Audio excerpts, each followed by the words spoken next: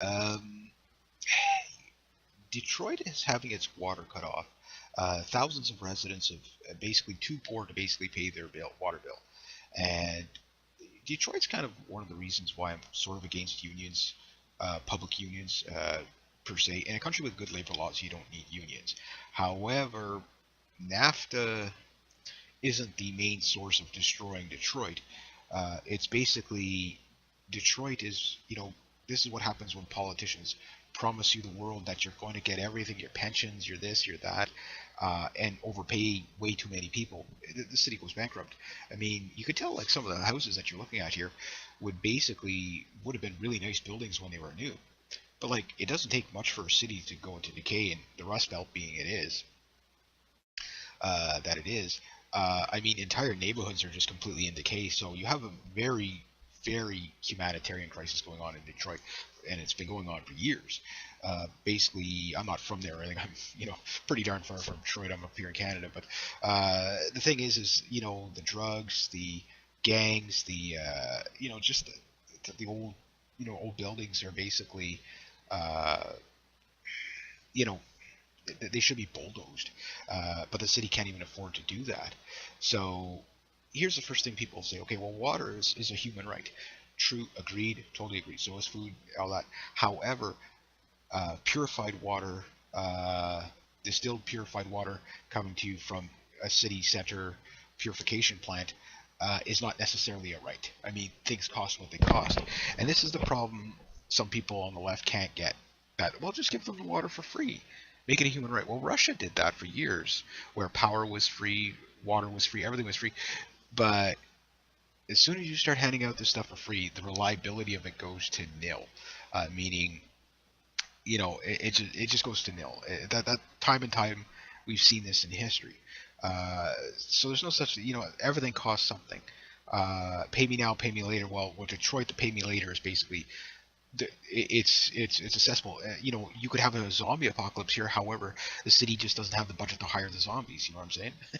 So the real tragedy here is that the first question is, why are people not able to afford their water? Well, is it because the water's too expensive? Probably not. It's probably not that.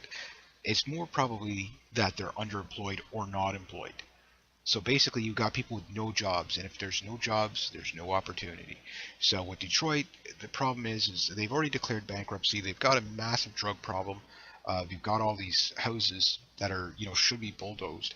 Uh, Again, you know, uh, there's just no growth there. It's a complete shambles. Okay, so how do they get out of something like that? Well, the problem is they keep recommending more socialism as okay, well, we're going to put money into this, put money into that. What they need to do is deregulate a lot of things.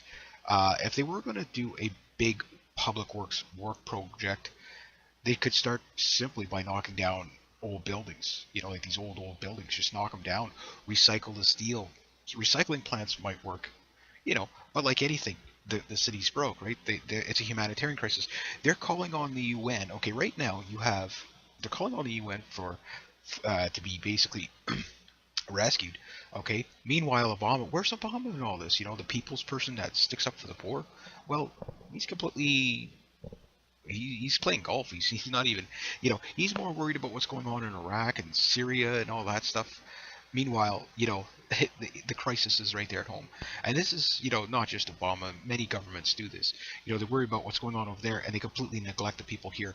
The Canadian equivalent of this would be like Attawapiskat. The only difference is that this is on a magnitude, 20,000 times larger than Attawapiskat.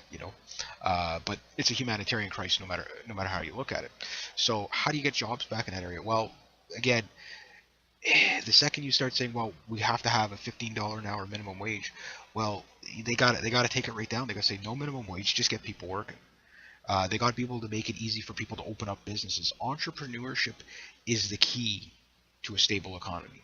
Why? Because if one little business fails, it doesn't take everybody with it.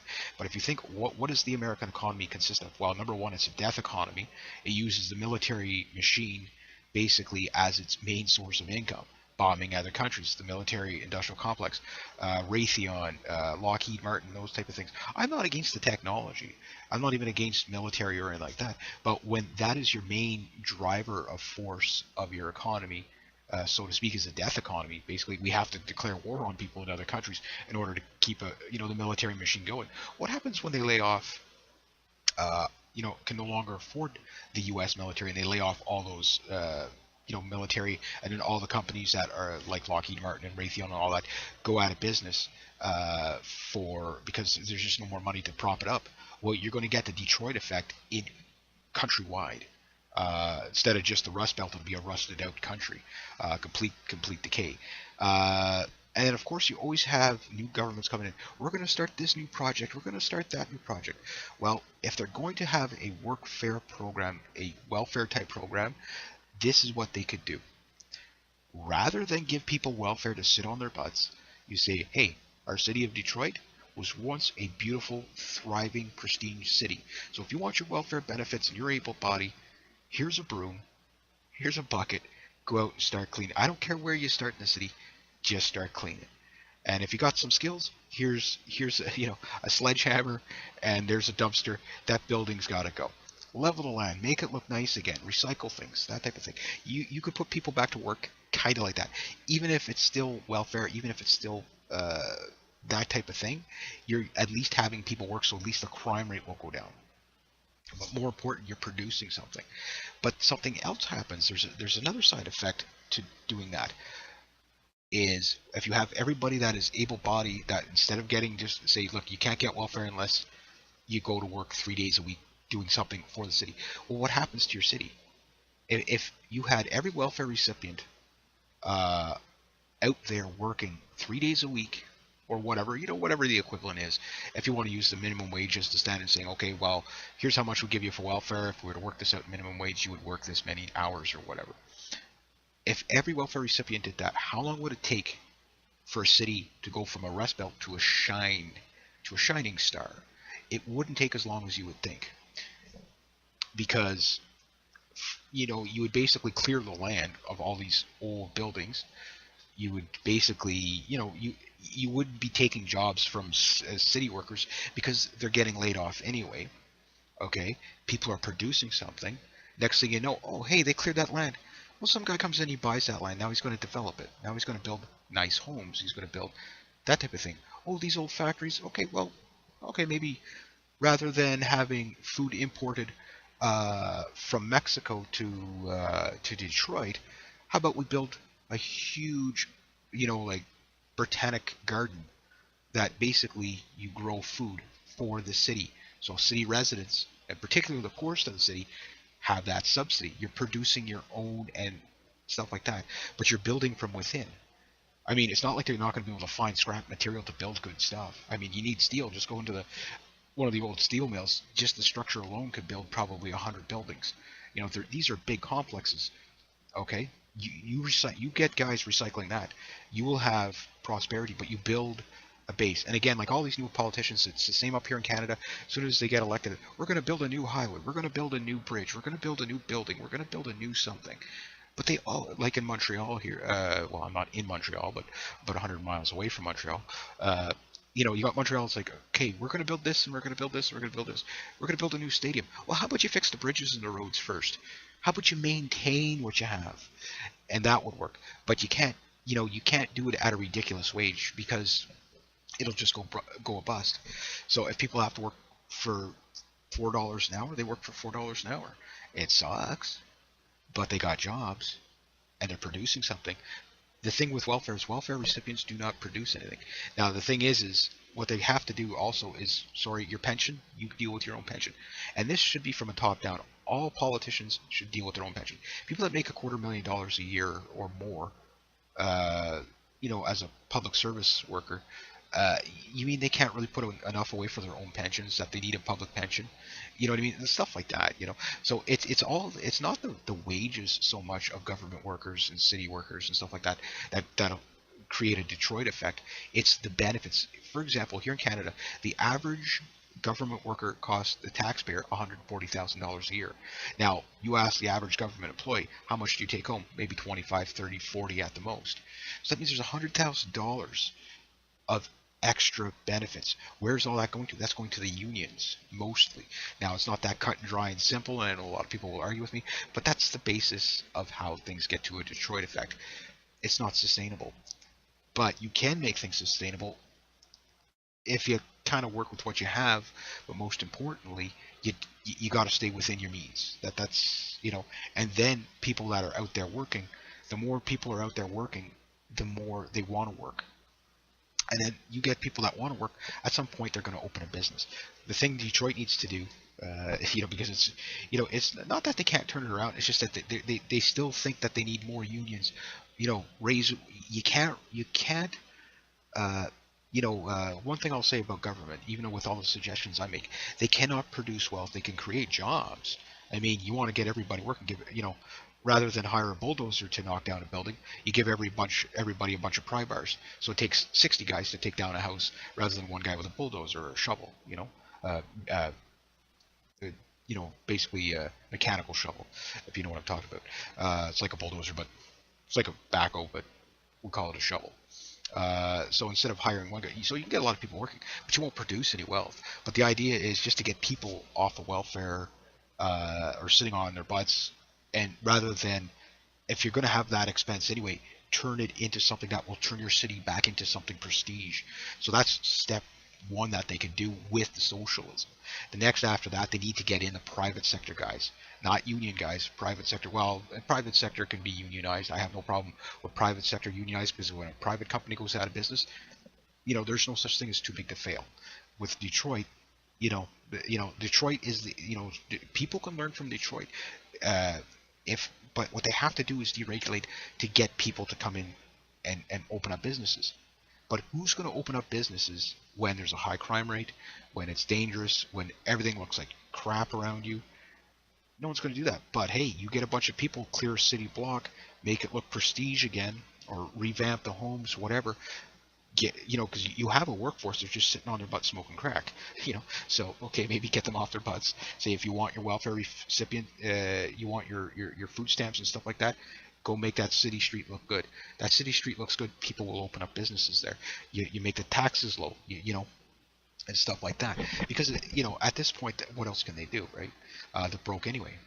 So uh, that is it an easy step? There's not an easy step anywhere. Nothing is easy in life. But 2 plus 2 just don't make 5. So that's one thing they could do. But will they do it? I don't know. They keep screaming for more socialism and bailouts. But what happens when the people that bail you out can no longer bail you out? Well, you get Rust Belt spreads like a zombie. Like again, these guys, okay, they basically got a city set up for a zombie apocalypse, but they can't afford the zombies because they're too broke. You know what I mean? So that's how bad it is there. I've seen many documentaries on Detroit. Like, I mean, again, Detroit 1950, Detroit 2014. Wow, what a difference. But anyway, yeah, there we go. So people are getting their water cut off. But this is, a part of the economic collapse. It's just the the poor will be more noticeable first because these people have less to fall. But the richer areas, they're going to suffer the same fate. This is a global thing that's going to happen.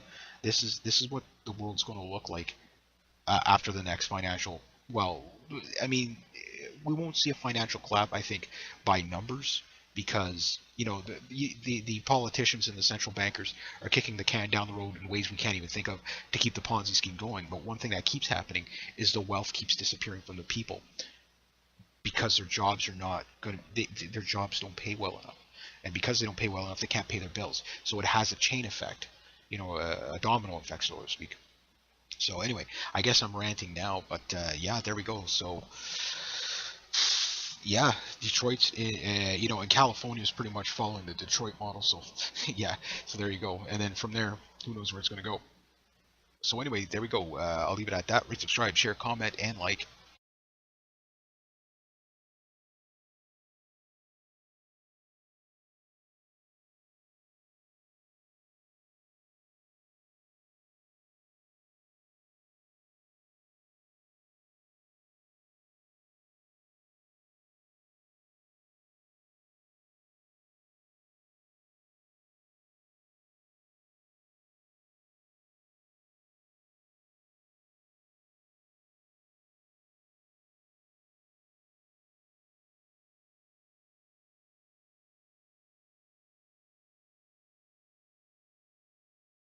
G'day, I okay.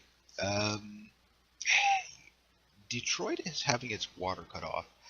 Thousands of residents of basically too poor to basically pay their water bill, and Detroit's kind of one of the reasons why I'm sort of against unions, public unions per se. In a country with good labor laws, you don't need unions. However, NAFTA isn't the main source of destroying Detroit. It's basically Detroit is, this is what happens when politicians promise you the world that you're going to get everything, your pensions, your this, your that, and overpay way too many people. The city goes bankrupt. I mean, you could tell like some of the houses that you're looking at here would have been really nice buildings when they were new. But like, it doesn't take much for a city to go into decay, and the Rust Belt being that it is. I mean, entire neighborhoods are just completely in decay. So you have a very, very humanitarian crisis going on in Detroit, and it's been going on for years. Basically, I'm not from there. I think I'm, pretty darn far from Detroit. I'm up here in Canada, but the thing is, the drugs, the gangs, just the old, old buildings are basically, uh, you know, they should be bulldozed, but the city can't even afford to do that. So here's the first thing people say: okay, well, water is a human right. True, agreed, totally agreed. So is food, all that. However, purified water, distilled purified water coming to you from a city center purification plant is not necessarily a right. I mean, things cost what they cost, and this is the problem. Some people on the left can't get that. Well, just give them the water for free, make it a human right. Well, Russia did that for years, where power was free, water was free, everything was free. But as soon as you start handing out this stuff for free, the reliability of it goes to nil. Meaning, it just goes to nil. That time and time we've seen this in history. So there's no such, everything costs something.